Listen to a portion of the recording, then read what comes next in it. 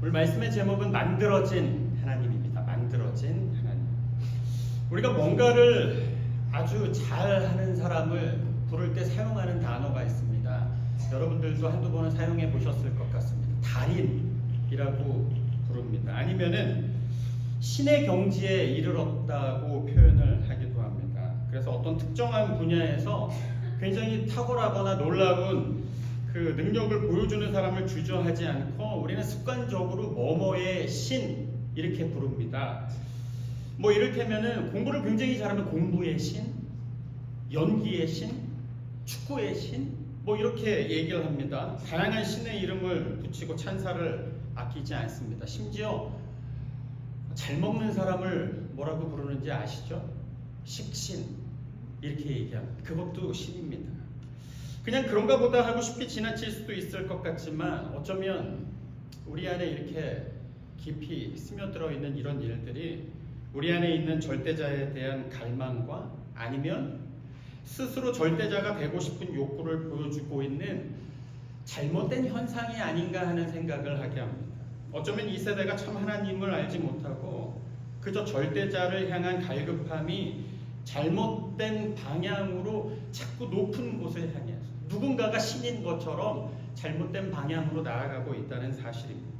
하나님께서는 우리를 창조하실 때 우리가 기본적으로 하나님이 만드신 피조물로서 당신을 갈급해하고 창조자를 기억하게 하는 마음을 심어주셨다고 분명하게 말씀하고 있는데 어리석은 인간이 참 하나님을 알지 못하고 잘못된 것, 진짜가 아닌 가짜를 찾고 심지어 스스로 거짓된 하나님을 만들어가고 있는 게 굉장히 보편적인 일이 되었다라는 사실입니다. 제가 보스턴에서 목회를 하고 있을 때 그 하버드 대학 근처에서 이런 모임이 있다는 그 미국 뉴스를 제가 접하게 되었습니다. 매주 주일 아침에 우리 그리스도인들이 하나님께 예배를 드리기 위해서 이렇게 모이는 것처럼 똑같이 하나님을 믿지 않는 무신론자들이 자기들만의 모임을 갖기 위해서 매주 똑같이 주일 아침에 성실하게 모임을 갖고 있다는 뉴스였습니다. 그들은 스스로 무신론자들이라고 신은 없다고 주장을 하기는 하는데 결국 자기들이 만들어가는 또 다른 경배의 대상, 집중의 대상을 만들어가고 있는 것이었습니다. 세상은 하나님이 있다 없다 각자의 생각으로 하나님을 판단하려고 하고 있지만 오늘 본문은 우리에게 그런 질문에 대한 너무나 분명하고 명확한 대답을 하고 있는 말씀입니다. 오늘 말씀을 보면 하나님께서는 당신에 대해서 알만한 것들이 세상 속에 분명히 보여 알게 하셨다고 하셨는데 근데 문제는 알면서도 참 하나님을 거부하고 있다는 우리의 현실입니다. 여러분들 우리 인간들이 죄를 짓는 그 죄의 원인이 뭔지 아십니까? 뭐 신학적으로 다양하게 얘기할 수 있겠지만 특별히 오늘 본문과 관련해서 인간이 죄를 짓는 가장 큰 두 가지의 원인이 있습니다. 첫 번째로는 무지함 때문입니다. 모르기 때문에. 우리가 하나님의 뜻을 알지 못하고 아니 하나님 자체도 알지 못하는 어둠 속에 있기 때문에 뭐가 죄인지도 모르고 그냥 자기 마음대로 창조자의 목적과 뜻은 하나도 알지 못하면서 자기 마음대로 살아가기 때문에 죄를 지을 수밖에 없다는 너무나 당연한 성경의 메시지입니다. 그래서 말씀은 우리에게 뭐라고 끊임없이 가르치고 있습니까? 우리가 힘써 하나님을 알아야 한다고 말씀하고 있습니다. 우리가 하나님의 마음을 알고 또 하나님의 뜻과 계획을 알 때 우리는 죄의 길에서 내 능력이 아니라 하나님의 말씀으로 하나님의 뜻으로 벗어날 수 있기 때문입니다. 그리고 두 번째로 인간이 죄를 짓는 이유는 더 심각합니다. 첫 번째는 몰라서 죄를 지었다면 두 번째는 알고도 죄를 짓는 것인데 우리 심령의 완악함 때문입니다. 하나님의 백성된 우리는 이제 뭐가 죄고 뭐가 하나님께서 기뻐하시지 않는 것도 알지만 우리의 욕심과 완악함 때문에 하나님 앞에서 죄를 짓고 있다는 사실입니다. 그래서 오늘 본문 21절 말씀에서 하나님을 알되 하나님을 분명하게 알고 있는데 하나님을 영화롭게 하지도 않고 감사하지도 않는다고 말씀하고 있습니다. 오늘 우리가 읽은 말씀의 전체적인 주제가 이런 내용의 말씀 아닙니까? 우리 죄의 심각성이 너무나 커서 하나님의 진노를 더 이상 막을 수가 없는데 여전히 우리는 하나님을 모른 척하고 있고 하나님은 그래서 당신이 지으신 모든 것들을 통해서 당신을 드러내셨고 드러내시고 있다고 우리로 하여금 도저히 핑계치 못하게 하셨다고 말씀하시는데 우리는 그 하나님을 알면서도 헛된 것을 섬기고 심지어 하나님께서 받으셔야 할 영광을 썩어 없어질 것들과 바꿨다는 말씀의 내용입니다.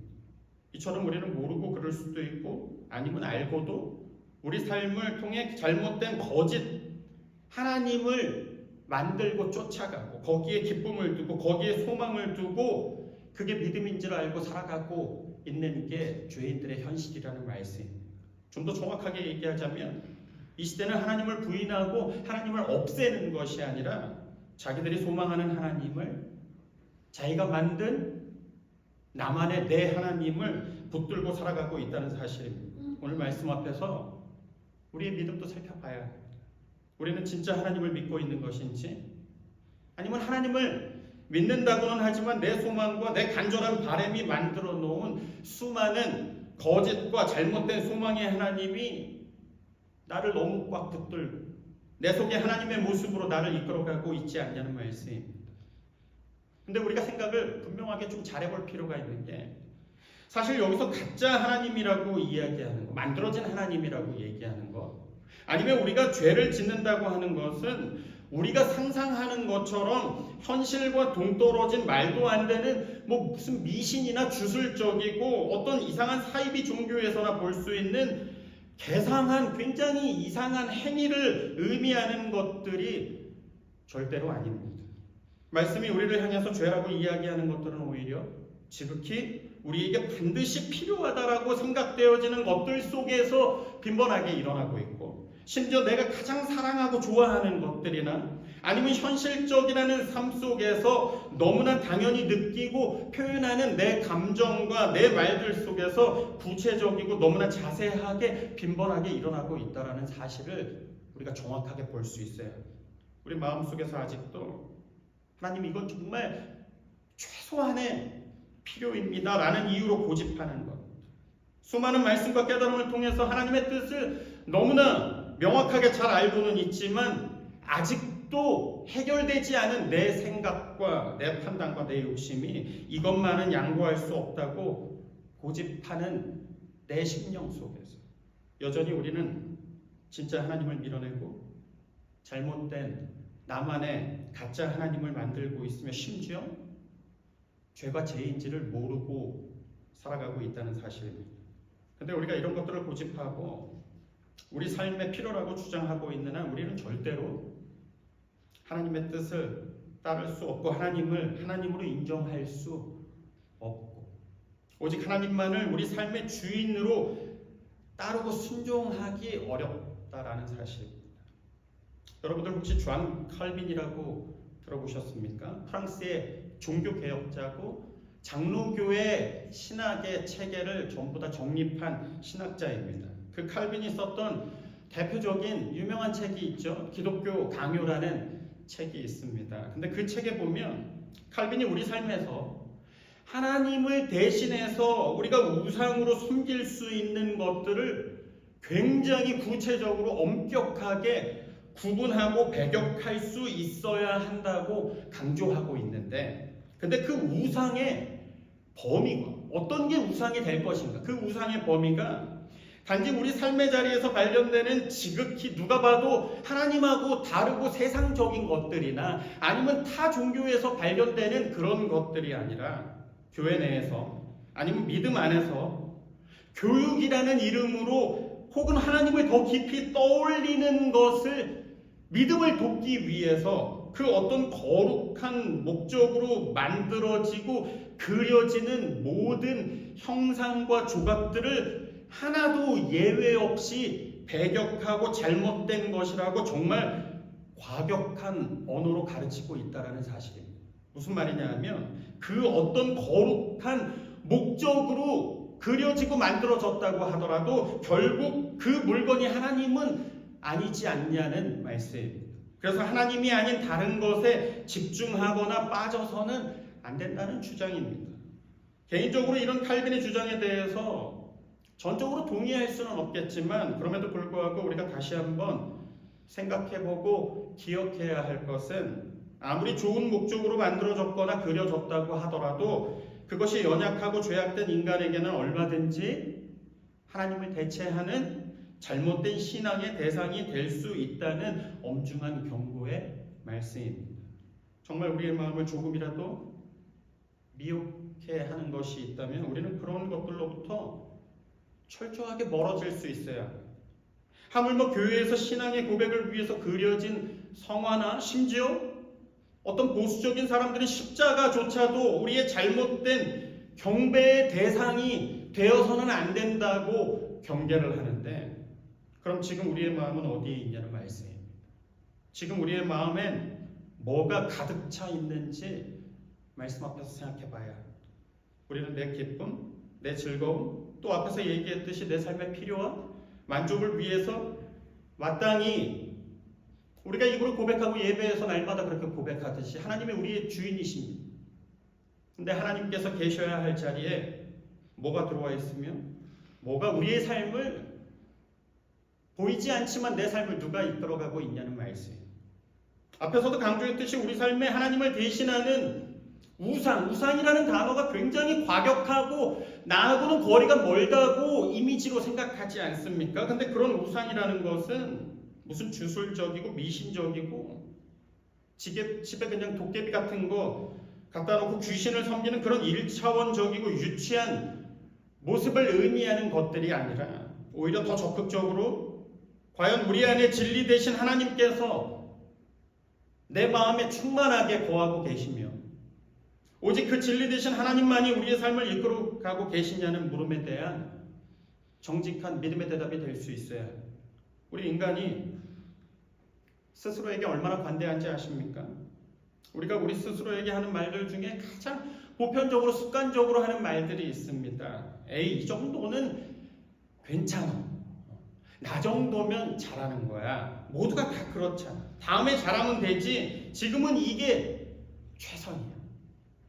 이런 타협과 잘못된 위로가 우리를 도저히 죄로부터 벗어나지 못하게 만들고 있다는 현실입니다. 이런 얘기를 한 번쯤은 들어보셨을 것입니다.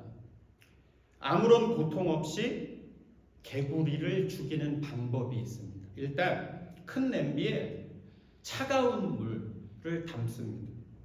그리고 그 차가운 물에 개구리를 넣습니다. 그리고 냄비에 물을 서서히 조금씩 끓이면 온도가 확 올라가지 않고 천천히 온도가 올라가는 것을 개구리는 조금씩 받아들이고 그 물 온도에 적응을 하다가 괜찮을 거야 하는 생각에 그냥 편하게 익어서 죽게 된다는 사실입니다. 너무나 극단적인 표현인 것 같지만 결국 이 땅에 살아가고 있는 지금 우리의 어리석음과 하나도 다르지 않을 수도 있다는 사실입니다. 죄라는 것은 우리가 그냥 인정하고 묵과하고 그럴 수 있어 그렇게 지나칠 문제가 절대로 아니라는 사실입니다. 하나님 앞에서 이 정도면 괜찮은 죄라는 것은 하나도 있을 수 없기 때문입니다. 그렇지 않습니까? 우리가 맛있게 밥을 먹고 있는데 내가 먹던 그 국그릇에 파리 한 마리가 떨어졌다면 아유, 이 파리가 내 국을 먹어봤자 얼마나 먹겠어 하면서 그냥 먹던 국을 계속 먹는 사람이 세상에 있습니까? 아니면 파리만 잠깐 건져내고 아무 일도 없었던 것처럼 먹던 그 국을 계속해서 먹을 수 있는 사람이 있습니까? 우리가 하나님께서 기뻐하시는 거룩한 산 제물이 되고 우리의 삶이 하나님의 뜻 가운데 온전하게 세워지기 위해서는 파리가 빠져 더럽혀진 그 그릇을 집어 던질 수 있어야 합니다. 순전하고 깨끗한 영으로 하나님 앞에 날마다 세워질 수 있어야 한다는 말씀입니다. 그런데 우리는 왜 이렇게 타협도 잘하고 어디서 그렇게 대충 만족하는 법을 배웠는지 모르겠습니다. 이런 마음들이 어디로부터 왔는지 아십니까? 저는 이런 잘못된 타협과 무뎌질 대로 무뎌져 있고 다 괜찮을 거야, 다 결국 좋아질 거야 하는 우리의 마음은 왜곡된 믿음 중에 하나인 막연한 긍정주의에서 왔다고 생각합니다. 한국 사람들은 유난히 구호를 만들고 그 구호를 다 같이 외치는 거 굉장히 좋아합니다. 그래서 생각보다 한국의 많은 교회들이 실제로 예배의 중간에 마지막에 그런 구호를 1년마다 한 번씩 바꾸면서 아니면은 그 교회의 평생 구호로 만들어서 외치는 거를 좋아합니다. 할 수 있다, 할 수 있다, 한번 해보자. 당연히 성경 말씀으로부터 온 구호라고 합니다. 근데 지금 우리가 어디에 서 있는지도 모르고 우리의 심령은 세상의 것으로 가득 차 있으며 하나님의 영광을 내 필요와 내 욕심과 거짓된 것으로 가득 차 있는 죄악투성인데 내 욕심을 하나도 포기하지 못하고 내려놓기 어려운데 어떻게 뭘 할 수 있다고 외치고 있는지 모를 일입니다. 그리고 정말 그렇게 외친다고 진짜로 될 일입니까? 그게 정말 하나님 앞에서 될 수 있는 믿음입니까? 심지어 이런 잘못된 긍정주의는 생각보다 굉장히 많게 한국교회의 말씀의 강단도 다 더럽혀놨습니다. 한국에서는 자꾸 죄인이다, 정신 차려야 한다, 우리가 하나님 앞에 참회하고 회개해야 합니다. 그런 말씀만 강조하면 담임 목사도 쉽게 갈아치운다고 합니다. 그저 할 수 있어, 하나님께서 당신을 결국 형통하게 될 거야, 축복해 주실 거야, 축복의 하나님, 형통의 하나님, 능력의 하나님만을 강조해야 합니다. 근데 정말로 이런 만사 형통의 설교를 들으면 우리 삶이 변화되고 축복할 수 있다고 정말 그렇게 생각하십니까? 정말 우리의 더럽고 추악하고 끈질기게 해결되지 않는 숨겨져 있는 죄악들이 축복의 말씀, 형통의 말씀으로 숨겨지고 없어질 수 있다고 생각하냐는 물음입니다. 그리고 그게 정말 하나님께서 우리에게 원하시는 믿음입니까? 그저 입으로만 힘줘서 바람 소리를 내면서 믿습니다. 그렇게 고백하면 그저 쉽게 없어질 일들이냐는 말씀입니다. 오늘 말씀은 우리에게 너무나 슬프고 가슴을 찢는 다른 누가 아니라 나를 향한 그 하나님의 음성이 되어야 합니다. 우리의 죄악이 얼마나 깊고 얼마나 심각한지 나만 모르고 있다는 사실. 하나님께서는 죄악된 인간을 향해서 너무나 기다리시고 인내하시고 참으셨지만 더 이상 어떻게 할 수 없어서 너무나 깊은 슬픔과 안타까운 마음에 그들의 어리석음을 어떻게 하시기로 하셨다고 말씀합니까? 방치하시기로 하셨다고 말씀하십니다. 하나님께서는 우리가 잘못하면 징계도 하시고 우리가 잘 알지 않습니까? 성경 말씀 때로는 광야와 같은 어려움을 통해서 우리의 죄악을 이스라엘의 잘못을 보게 하셨습니다. 근데 우리가 잘 생각해 봐야 하는 게 우리 죄악에 대한 하나님의 가장 큰 징벌과 가장 무서운 심판이라는 것은 사실 우리가 두려워하는, 우리가 원하지 않는 어떤 구체적인 어려운 일들이나 문제들이 내 삶 속에서 일어나는 것들이 아닙니다. 오히려 가장 큰 징벌은 아무런 책망도 없고 아무런 가르침도 없이 내버려 두시는 것에 있다는 말씀입니다. 이걸 어려운 말로 유기라고 합니다. 유기. 내버려 둔다. 근데 우리는 착각을 합니다. 뭔가 하나님 앞에서 잘못된 죄악이 그저 방치되고 있을 때 아무런 징벌이 없고 아무 일도 일어나지 않을 때 우리는 착각을 합니다. 뭐가? 이거 괜찮은 건가? 이 세상에서 가장 불행한 사람이 누군지 아십니까? 분명히 하나님을 믿고 있는데 그 삶에 하나님이 임재하시지 않는 사람입니다. 하나님이 임재하시지 않고 있다는 것도 모를 수 있습니다. 아무리 잘못을 하고 그 일이 하나님 앞에서 죄가 분명한데 아무 일도 일어나지 않는 것입니다. 그건 축복이 아니라 그 삶의 죄악에 대한 하나님의 내버려 두신 유기.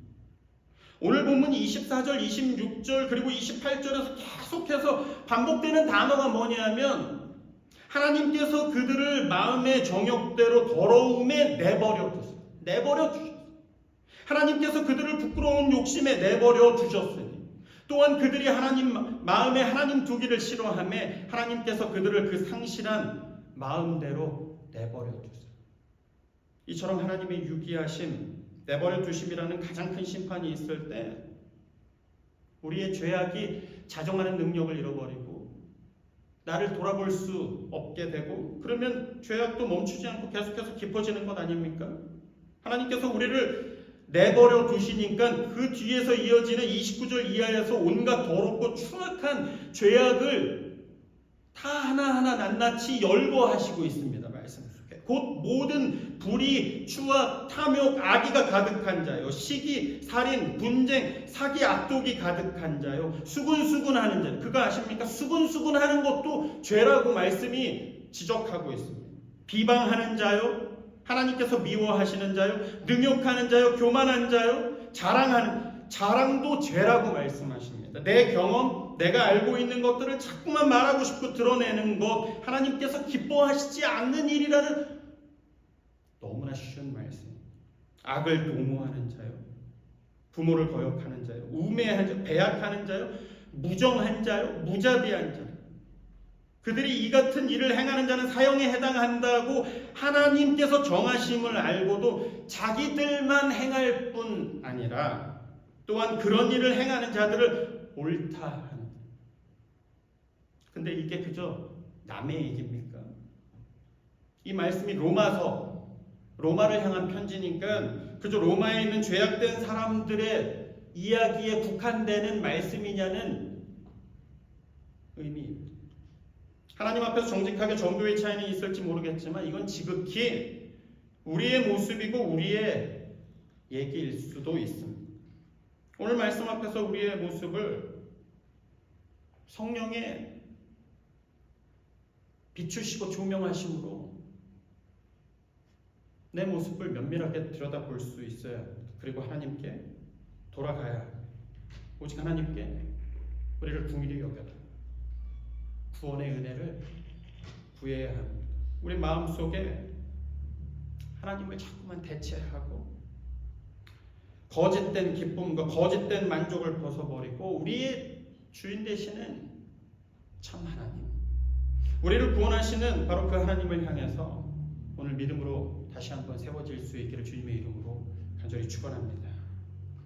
우리에게 가장 큰 징벌과 저주는 우리가 소망하는 것들이 이루어지지 않고 내 계획대로 일이 되지 않고 때로는 문제 앞에서 숨이 막힐 것 같은 고통에 있는 그런 것들에 있는 것이 아니라 우리 마음에 하나님이 계시지 않고 떠나신 것이 가장 큰 저주이고 가장 큰 징벌이라는 말씀의 결론입니다.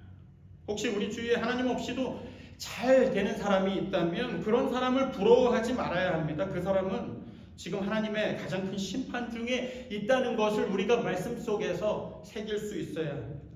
정말로 우리 삶에 힘겨운 누구나 고난을 마주하고 있지 않습니까? 우리가 마주하고 있는 고난은 그냥 하는 말이 아니라 우리가 하나님을 마주할 수 있고 하나님을 부를 수 있는 축복의 기회입니다. 우리에게 중요한 것은 잘 먹고 잘 사는 것이 목적이 아니라 우리의 주인 되시고 우리의 창조자 되시는 하나님과 긴밀하게 교제하고 동행하면서 살아가는 것이기 때문입니다. 그게 우리가 지금도 생명을 가지고 살아가야 하는 가장 중요한 이유입니다. 하나님께서 우리를 그 이유를 위해서 오늘도 우리에게 생명을 주셨고 부르셨다라는 사실입니다. 잠언 3장 12절 말씀 드리고 말씀을 마칩니다. 잠언 3장 12절 말씀에 보면은 대저 하나님께서 그 사랑하시는 자를 징계하시기를 마치 아비가 그 기뻐하는 아들을 징계함과 같이 하시느니라 이렇게 말씀하고 있습니다. 그 미운 아들이 아니라 기뻐하는 아들을 징계함 같이. 그 징계가 자체가 목적이 아니라 그 징계를 통해서 죄의 더러움에서 벗어나고 순전한 모습으로 정금과 같이 하나님 앞에 설 수 있어야 한다는 말씀입니다. 오늘 이 시간 우리 안에 있는 죄악됨을 하나님께 모두 내어놓고 나아가야 합니다. 잘못된 내 기쁨, 하나님 없이 만족하는 거짓된 욕구도, 내 안에 나를 위해서 만들어 놓은 나만 붙잡고 있는 거짓된 하나님을 믿음으로 벗어버리고 오직 주님만을 우리의 삶을 다스리시고 우리 삶에 주님 구체적인 이유가 되시옵소서. 이렇게 기도할 수 있는 이 시대에 살아있는 교회 하나님의 백성 될 수 있기를 주님의 이름으로 간절히 축원합니다.